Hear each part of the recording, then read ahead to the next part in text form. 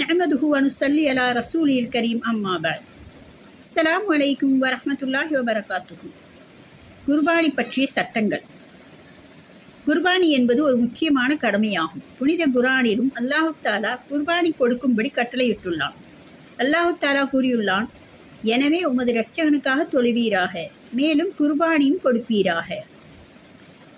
எவரிடம் 77.5 gram தங்கமோ அல்லது 612 gram வெள்ளியோ அல்லது வெள்ளியின் அளவுக்கு அதன் கிரயமோ அல்லது தேவைக்கு அதிகமான பொருள்களோ அல்லது வியாபார பொருள்களோ அவருக்கு சொந்தமாக இருப்பின் அவருக்கு சாஹிபே நிசாப் என்று கூறப்படும். அவர் மீது குர்பானி கொடுப்பது வாஜிபாகும். ஒரு வீட்டில் எத்தனை சாஹிபே நிசாப்கள் இருப்பார்களோ அவர்கள் அனைவரின் மீதும் குர்பானி கொடுப்பது வாஜிபாகும். குடும்பத்தில் ஒரு நபர் மட்டும் குர்பானி கொடுத்துவிட்டால் மற்ற எல்லாருடைய கடமைகளும் நிறைவேறிவிடாது.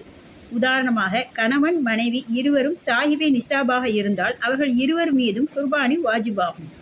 இவ்வாறே தந்தை மகன் இருவரும் சாஹிபே நிசாபாக இருந்தால் அவர்கள் இருவர் மீதும் குர்பானி வாஜிபாகும்.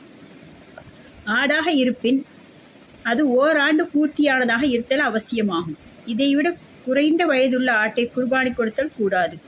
மாடு எருமையை குர்பானி கொடுப்பதாக இருப்பின் அவை 2 ஆண்டுகள் பூர்த்தியானதாக இருத்தல் அவசியமாகும். இதைவிட குறைந்த வயதுள்ள மாடு எருமை குர்பானி கொடுத்தல் கூடாது. மேலும் ஒட்டகம் 5 ஆண்டுகள் பூர்த்தியானதாக இருத்தல் வேண்டும். ஜாபிர் இப்னு ஆசிப் ரலியல்லாஹு அவர்கள் கூறுகிறார்கள், குர்பானி பிராணியில் எப்படிப்பட்ட குறையுள்ள பிராணிகளை தவிர்க்க வேண்டுமென நபி ஸல்லல்லாஹு அலைஹி வஸல்லம் அவர்களிடம் வினவப்பட்டது. அதற்கு நபி அவர்கள் தமது கையால் சைகை செய்து 4 விதமான குறைகள் என்றார்கள். நொண்டி என பட்டவர்த்தமாக தெரியும் பிராணி, கண் முற்றிலும் கெட்டுவிட்டது என்று பட்டவர்த்தனமாக தெரியும் பிராணி, மிகவும் வியாதியுள்ள பிராணி, எலும்புகளில் சதைப்பிடிப்பே இல்லாத பலவீனமான பிராணி. எந்தெந்த பிராணிகளை குர்பானி கொடுப்பது கூடாது என்ற விவரங்களை உலமா பெருமக்கள் கூறியுள்ளார்கள். எந்த பிராணியின் கொம்பு மேலோட்டமாக கொஞ்சம் உடைந்திருந்தாலோ அல்லது அதனுடைய உரை விழுந்து விட்டிருந்தாலோ அப்பிராணியை குர்பானி கொடுப்பது கூடும்.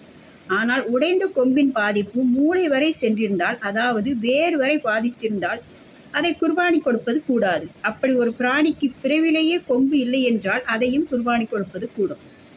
இவ்வாறே பிராணியின் காது கொஞ்சம் அறுவட்டியிருந்தால் அதை குர்பானி கொடுப்பது கூடும். ஆனால் காதின் அதிகமான பகுதி அறுவட்டியிருந்தால் அதை குர்பானி கொடுப்பது கூடாது.